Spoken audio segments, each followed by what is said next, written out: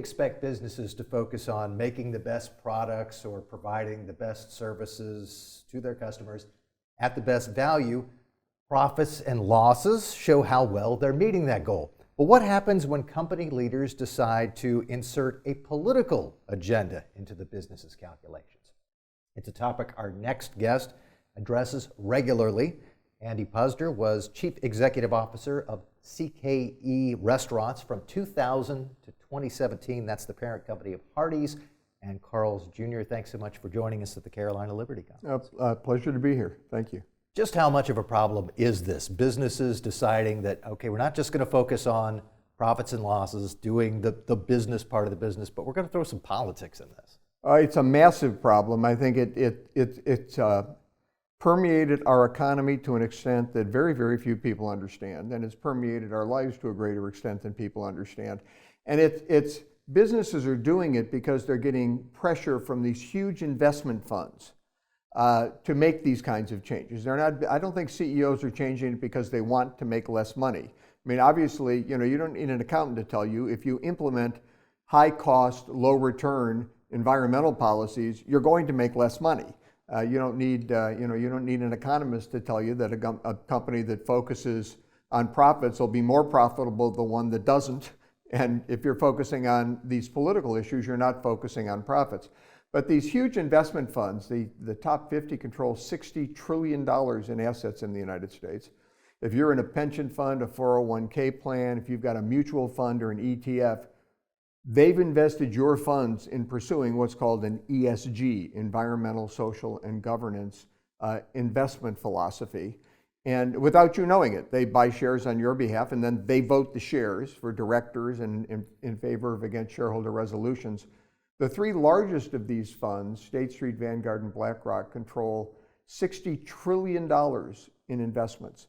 If you add them together, if you took all three investment firms and added them together, the top 50 control $60 trillion in assets. The three largest are State Street, BlackRock, and Vanguard. They don't control $60 trillion.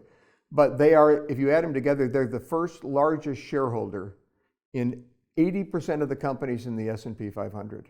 BlackRock alone, which is the largest, invests $10 trillion, and they are the first, second, or third largest shareholder in 80% of the S&P 500 companies. So they have tremendous, tremendous power to try and manipulate boards of directors, try and pressure CEOs to adopt these progressive socialist goals, as opposed to the profit goal, which drives our free enterprise system.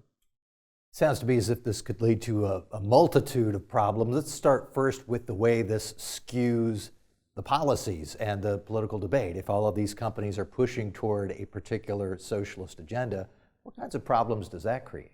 Well, let's take the environment. This is an agenda that is very dear to Larry Fink. He's the CEO of BlackRock. He's kind of the emperor of the woke industrial complex, as my friend Vivek Ramaswamy calls it. What happens is that he's now advocating for this Klaus Schwab World Economic Forum Paris Climate Accord goal of zero net carbon emissions by 2050. In fact, he's instructed the companies in which they invest to state the policies as to how they're going to get there. Well, obviously, if we get to net zero carbon emissions by 2050, it's going to destroy a lot of economies across the globe. It's going to create poverty and want, which is what socialism always does. When you put the elites in charge and they make these kinds of decisions, they take control from consumers who, kind of direct the economy when the elites aren't doing so. But when the elites make these kinds of decisions, you end up with poverty and want, whether it's Cuba, USSR, Venezuela. Well, again, if we let the elites guide this instead of consumers and the profit motive, we will end up with devastating impacts to our world economy. You've alluded to this, but not only is this bad for the politics and the policy agenda that's pursued, but this is bad for consumers. I mean, they're not getting the best products, the best services that they want, the ones they would pay for. This has to be sort of not win-win, but lose-lose, maybe lose-lose-lose. Well, it is. In our economy, in a free market economy, you succeed, you better your life by meeting the needs of other people. I mean, if you're in a business, you want to produce the goods or the services that other people want at a price they can afford. And this has been tremendously beneficial. It generates all kind of economic energy because you have people out there, trying to improve their lives consistently by trying to improve other people's lives. So you end up with great abundance, you end up with great prosperity. The United States is certainly the greatest economy in the world, but the entire world's economy has benefited tremendously from the free enterprise system. When you walk away from the profit motive, when you walk away from letting consumers guide the economy with what Adam Smith called the invisible hand, what you end up with are bad decisions. You end up with decisions that really can't be comparable to these millions and millions of people voting with every dollar they spend, this great collective intellect. Instead, you end up with these decisions by elites which really devastate consumers, devastate economies, and consumers suffer. Whenever there's something like this, the people that are poor, impoverished people, working class people, middle class people, they're the ones that take the brunt of this. And that's what'll happen if this continues. So it sounds like a bad problem and one that people should be paying attention to. What at this point can we and should we do about it? Well, I told my investment advisors who run my assets to make sure I had no funds that were run by BlackRock. I think we need to take a stance against BlackRock. So I've done that personally. I've encouraged state legislatures to pass laws based on the federal law, ERISA, that sets fiduciary duties for private pension funds. I'm encouraging states to pass legislation that takes those standards and makes them applicable to state pension funds. Because a lot of these assets that these major pension funds, these major investment managers manage, come from these state pension funds, which are trillions and trillions of dollars. So in red states, why are we letting them take shares they buy with the money of citizens of our states, vote them against the financial interest of those citizens, and voting them against the values of the people in our states?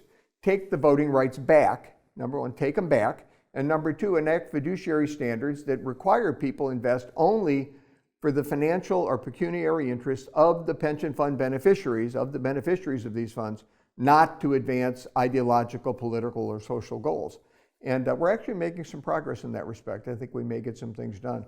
I'm also got involved with a group called Second Vote Advisors, and we're offering alternative investments to what BlackRock offers. We've actually got one that we call Shareholders First. It's an index you can invest in, and we only invest in companies that rank neutral on a scale of 1 to 5. They rank a 3.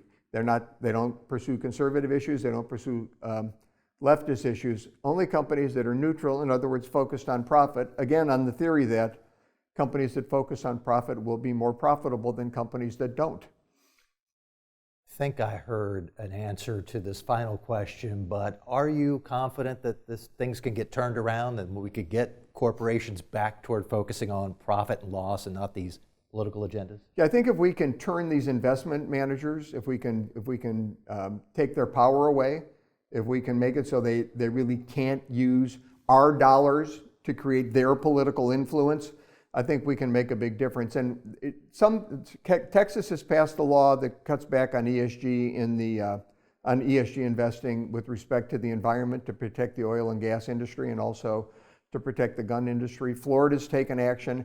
West Virginia, Riley Moore, the treasurer there, had fired BlackRock from handling the $8 billion account that he was in charge of. And this year, BlackRock's letter to CEOs toned it down. They're feeling the pressure. I always said Larry Fink, to use a Godfather reference, Larry Fink, who's the CEO of BlackRock, has really been out front on this. Like I said, he's like the king of the woke industrial complex.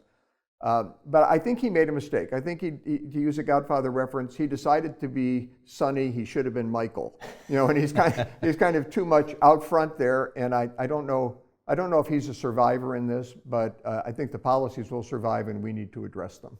Well, if he's Sonny, he needs to watch out for driving down the turnpike. Yeah. So this woke industrial complex, big issue. We know that one person who's going to be paying quite a bit of attention to it is Andy Puzder, who was the CEO at CKE Restaurants for a number of years, 2000 to 2017. That, of course, is the parent company of Hardee's and Carl's Jr. Thanks so much for joining us at the Carolina Liberty Conference.